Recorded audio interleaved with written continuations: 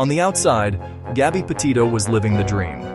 A beautiful 22-year-old traveling across America in a white Ford Transit van, documenting every sunset and smile for thousands of followers. But on September 1st, 2021, the van returned to Florida. Her fiancé, Brian Laundrie, was behind the wheel. Gabby was nowhere to be found. What followed wasn't just a police investigation. It was the first ever crowdsourced manhunt. While authorities searched the vast wilderness of Wyoming, thousands of strangers on TikTok and Instagram were spotting clues the pros had missed. Today, we're breaking down the timeline, the dark secrets hidden in those perfect travel vlogs, and the chilling moment a casual vacation video became the key to finding a body.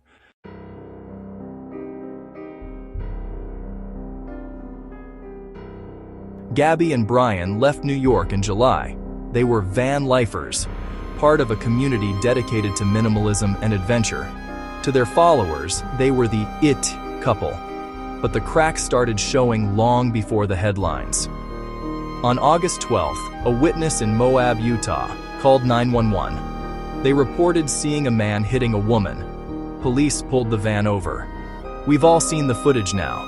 Gabby, distraught and hyperventilating, taking the blame for their arguments. The police labeled it a mental health break rather than domestic violence. It was a fatal mistake. By late August, Gabby's communication with her family stopped. Her last text mentioned Stan, her grandfather, but her mother said it felt off. Then, silence.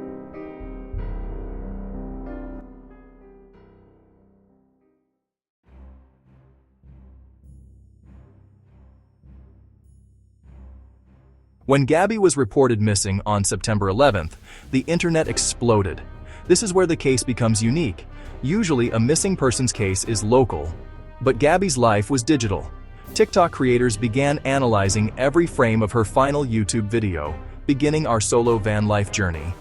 They looked at her body language, the locations of her water bottles, and the GPS coordinates of her photos.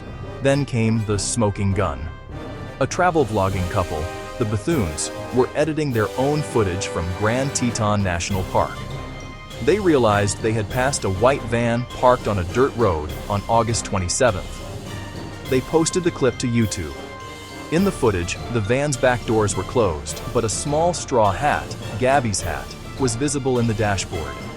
This single piece of footage narrowed the search area from thousands of miles to a specific clearing in the Spread Creek scattered camping area.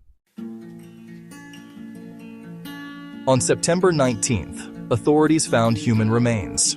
It was Gabby. The cause of death? Manual strangulation.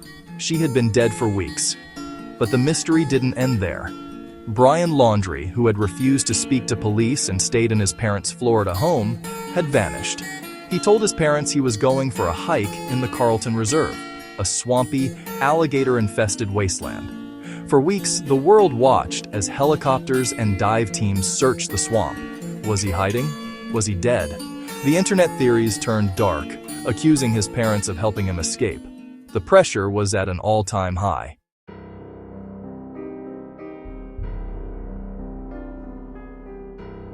On October 20th, Brian's remains were found in an area that had previously been underwater. Next to him was a dry bag containing a notebook. In it, Brian confessed to killing Gabby. He claimed she had fallen and was in pain, and that he killed her as an act of mercy.